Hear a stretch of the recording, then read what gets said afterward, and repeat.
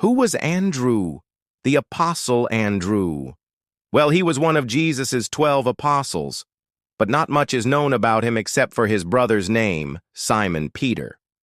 The Bible describes Andrew as the one who first brought people to Jesus to be healed, like the nobleman with his son in Mark chapter 6, and also the one who helped to feed the 5,000 with 2 fish and 5 loaves of bread in John chapter 6. But that's not what this video is about. This video is about something else that Andrew did. In the book of Acts, there are 3 separate accounts of Andrew going on missionary journeys. And while some scholars debate whether these accounts actually describe the same person, it's widely accepted that they do.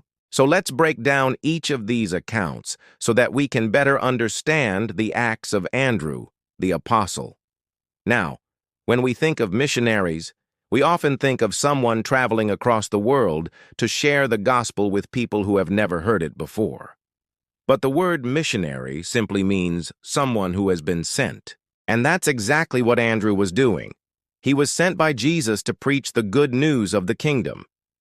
Acts chapter 1 verse 8 tells us that after Jesus ascended into heaven, the disciples received the Holy Spirit, and they began to carry out Jesus' commission to go into all the world and preach the gospel to all creation.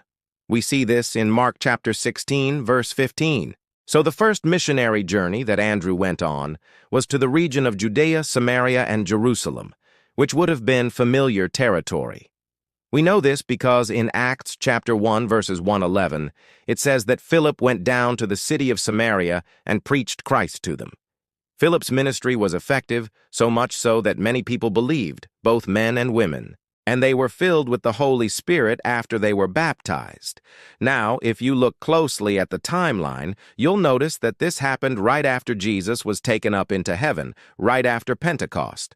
So this first missionary journey took place very early on in the life of the church. In fact, it would have been during this time period that Andrew and his brother Simon Peter were still fishing on the Sea of Galilee. We know this because in Acts chapter 3, verses 1-10, we read about a man named Peter, not yet called Peter the Apostle, who was lame from birth. Peter and Andrew were together when this happened. So this was before Andrew became the Apostle Andrew. But once they witnessed Peter's healing, many people believed. So again, this brings us back to the question, what exactly does the word missionary mean? It simply means someone who has been sent. And these first 3 chapters of Acts show us that the disciples were all missionaries. They were all sent by Jesus to preach the gospel and make disciples. But what about Paul? We know from 2 Timothy chapter 4 verse 5 that Paul was an apostle, not of the 12, but an apostle nonetheless. And his missionary journeys are well documented throughout the book of Acts. Did Andrew travel with Paul on any of these journeys? There's some debate over whether the Andrew mentioned in Acts chapter 16 is the same Andrew who was an apostle, but we won't get into that right now. The last missionary journey that we see mentioned in the book of Acts is in chapter 21, verses 1-7. Here it says that after Paul had finished his 3rd missionary journey and had just gotten back to Jerusalem, he was immediately arrested and put in prison. Then the next day, Festus the governor called the leading men of the Jews and said, "If you have any charge to bring against this man, bring them in according to the law." But the Jews demanded that Paul should be flogged, which he was severely beaten with a Roman whip. When Paul appealed to the Roman governor, Festus said, "The Roman custom is that a man may appeal to Caesar, to whom indeed I am going." "So then," said Festus, "to King Agrippa, Festus, and Bernice, I will give you a full account of all that these Jews are accusing him of having done." And this is where Andrew shows up. Notice how Festus says, "I will give you a full account of all that these Jews are accusing him of having done." Festus knew that Paul had not done anything wrong, but he was giving in to the pressure of the Jewish leaders. However, Andrew boldly defends Paul and says, "This man has done nothing deserving of death or of imprisonment."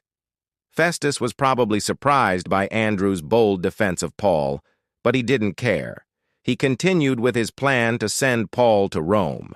What's interesting is that we don't see this type of boldness in any of the other accounts of Andrew. This makes some scholars wonder if this is the same Andrew who was an apostle, but I believe that it is. And if it is, it helps us to see another side of Andrew, a side that wasn't as timid and fearful, but instead was bold and courageous. Andrew was killed by the Greeks in Patras, and there's a legend that he was crucified on an X-shaped cross. But those details aren't important for us to know as Christians. What's important is that we know the good news of the gospel and that we take that good news to the ends of the earth, just like Andrew did. If you want to learn more about the other apostles, check out the series in the description below. And until next time, thanks for watching.